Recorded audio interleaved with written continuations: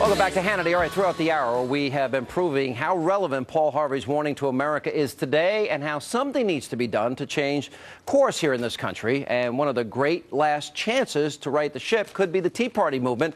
And our good friend Deneen Borelli attended the Freedom Works Free Pack Tea Party event this past weekend in Louisville, Kentucky, and spoke to activists about their concerns. There she is. Take a look. What brings you here today at Free Pack? Well, I'm here to listen and learn. I think this country is in a huge mess, and I'm just looking for solutions and some answers. It's always a positive experience when we're talking to America about the blessings of liberty.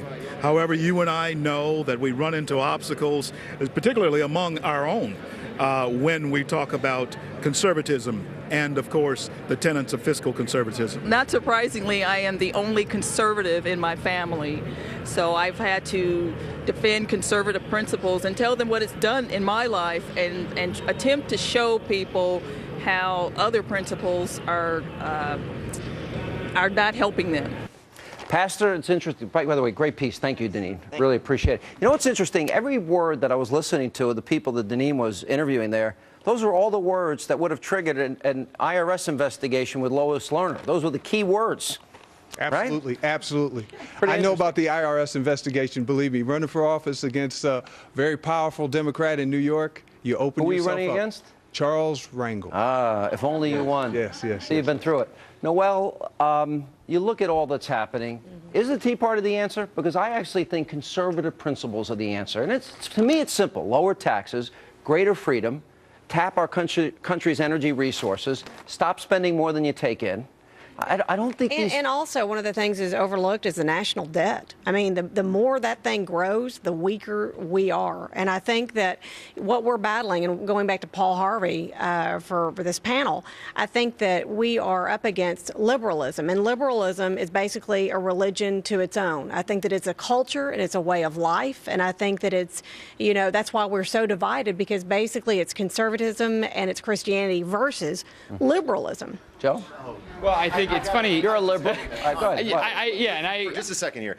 Think about what the president was saying in the last segment. He was talking about fairness. I believe in fairness too, equality of opportunity. The reason that Americans are the reason, of course, we have income inequality problems, but the problem is, how do we solve that? How do we approach that? How about free market? How about freedom and opportunity? How about capitalism? Do we solve it with free market solutions that attack those problems by leveling the playing field, or we just try to skew it more and more, have government come in and try to offset the different problems that exist within our marketplace today? We have a skewed marketplace due to both Republican and Democratic policies, not just one party, and that's why there's so much distrust that we see in all these institutions. So I think that's a very valid point. I mean, the income inequality is something that we have to face, and it would be great, and we could talk about equality if we all started on equal playing fields. But we all know that's not the case. So what do you want to do? You want the government to level the field, so to speak? Sometimes the government has to come in and say, you're being unequal. Look at segregation. Whoa. We ignored this in the first segment, but segregation is an area where the government had to come in and say, no, you can't do that anymore. You want the government to literally try and make it equal. The government sets floors. Democracy is our political system, to not each American based on their need. From every American based on their ability. Is that your philosophy? Sure. You can keep them. You can sure. Karl Marx that was his philosophy. You can keep a floor in and a safety net. That's what Social Security is there for. To each according to their need. That's what Medicare is there for. It's to make sure people can retire in dignity. You are already on an exceptional playing field by being born in this great country. You have an opportunity to move out of any. Todd Starnes. Help other people. And we're not talking about the Christian nation that doesn't want to protect seniors and the poor and doesn't want to reach out or help uplift people. What are you talking? Okay, hold on a second. Look, we have $7 trillion in debt, and $17 trillion in debt, and $90 trillion in unfunded liabilities. This administration is it immoral to rob our kids? Is it immoral to rob future generations? Just look at the numbers. No, it's Todd. Sean, we are endowed by our Creator with certain inalienable rights. So if you take the Creator out of it, which is what the liberals have been trying to do, and they've been so far pretty successful, who do you put in there? If you take out the Creator, do you put in? Let's put in Karl Marx. How did that work out? Apparently that worked for him. How did that work out? Where do you look? Back in the last election. election, I was in Charlotte, North Carolina, in that arena when the Democrats tried to kick God out of the party, and then they booed God. Why do you think they booed God? Because there's only the Democrats booed God. I was there. Why do you think? Well, you should have been listening.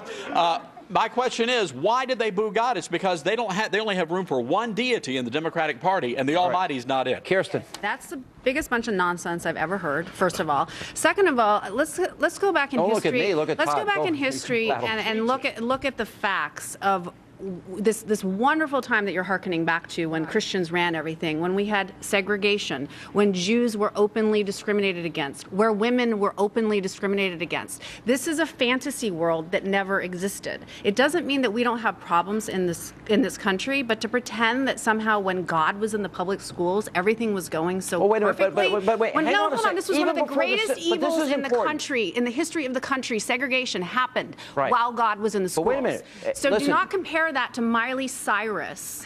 You know, I don't know where you're going. Like, the point is like the things that people are saying somehow, that liberalism and being anti-God and taking God out of the schools. The point is that in this country, Christians are being told to shut up. Christians are being told to shut up. They're being told your views don't count anymore. It doesn't matter.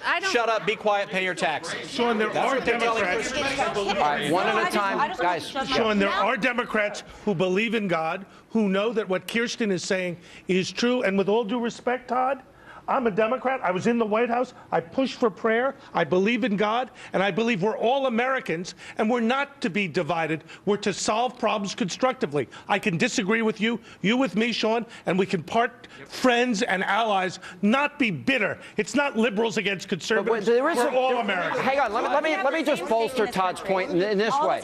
In the 40s and 50s, what were the problems in our school? By the way, before the Civil Rights, hang on, before the Civil Rights Act, before the Voting Rights Act, which, by the way, Republicans, Lyndon Johnson needed because Al Gore's father wasn't available. He was on the wrong side of history. Conservatives were on the wrong side of history. Listen, I'm agreeing with all those sins, and there's no excuses for it, period, end of sentence. But with all that said, the problems weren't morally as severe for all of America. What are you talking about? It was segregation. I'm saying segregation was evil, but I'm saying you're missing my point. I'm saying segregation was evil. I will just note that none of the liberals here have spoken about conservatives the way the conservatives have routinely spoken about liberals on this panel. Have you listened to Obama? No, I'm not. You've picked out the worst of the worst, but I don't think these are the worst of the worst. And yet they're sitting there and talking about liberals as if liberals are causing every problem in the world, you know, and trying to We move forward when people stop believing that they, as a group or a religion or a class or a race, have a monopoly on virtue and wisdom. Absolutely we move right. forward when we listen to one another Sean, as we do here and discuss. And that's what Americans we want. haven't thrown one chair. I mean, this is really, this is not. All right, we got to take a break. We'll come back. And coming up, we're going to have more with our studio audience coming up. Well, there's some chair throwing going on back there. Right after the break, we'll continue.